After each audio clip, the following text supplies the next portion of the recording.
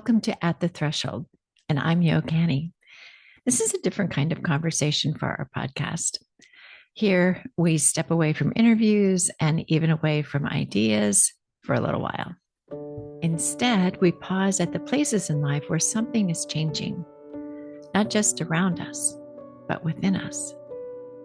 These are conversations about identity, about letting go, about becoming, and about discovering who we are as we cross from one season of life into another. And I'm so glad you're here. Let's begin.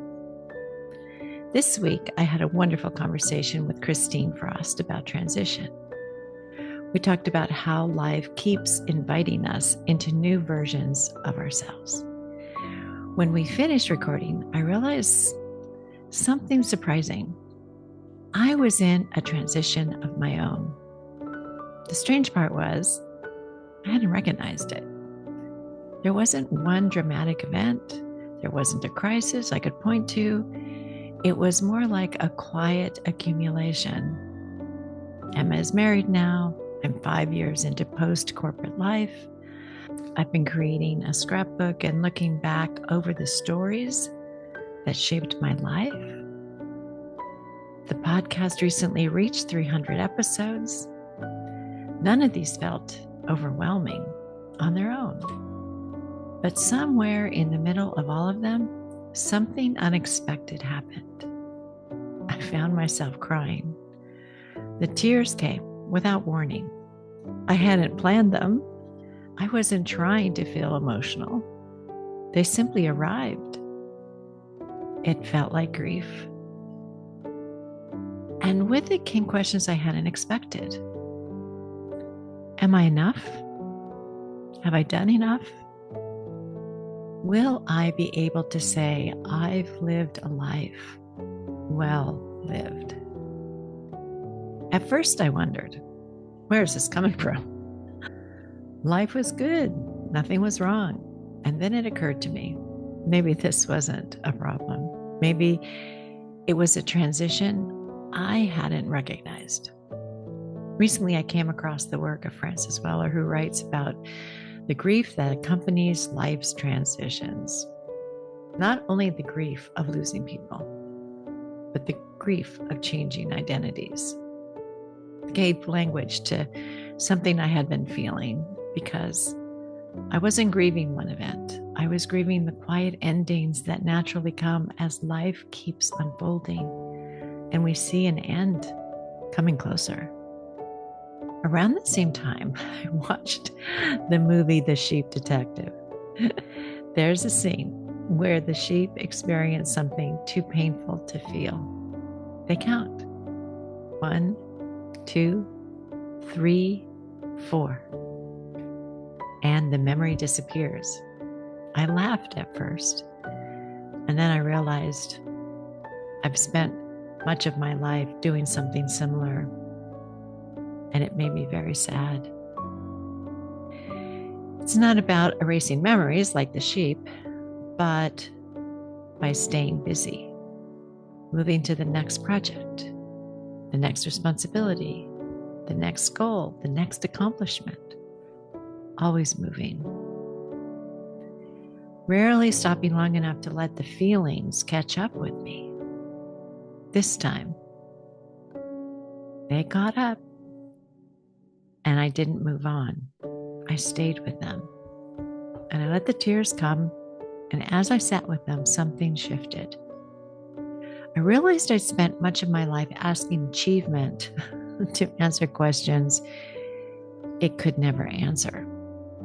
Achievement can tell us what we've done. It can't tell us who we are. It can't tell us whether we've loved well, or whether we've been fully present for the life we've been given. Those are different questions. Years ago on the podcast, we explored Susan Cain's book, Bittersweet. One idea has stayed with me ever since.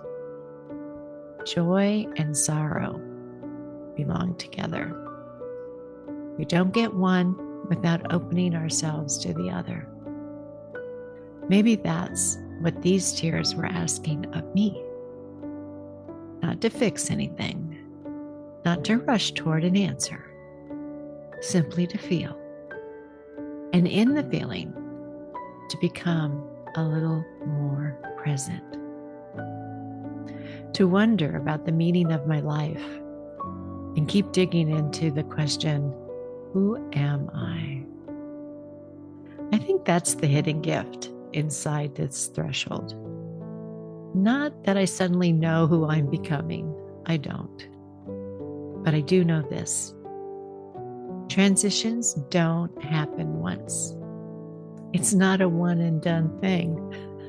You think you've gotten through something and it's still there. It keeps coming up. They're part of being alive. We don't finish one and somehow graduate from change.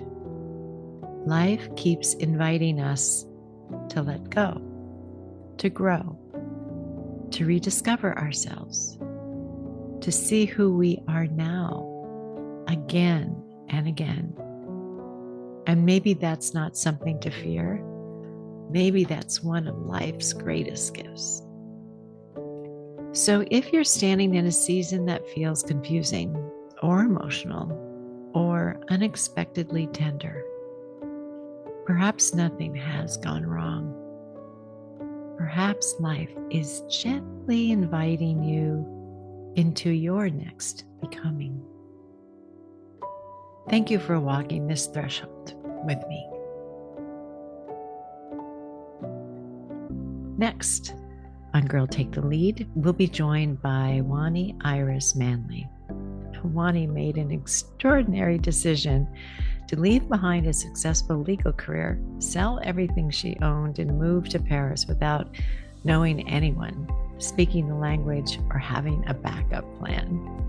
It's a beautiful conversation about what happens when we loosen our grip on the life we're carefully planning and leave room for life to surprise us. Until then, take good care of yourself. And remember, every threshold reminds us that we are never finished becoming. Talk soon.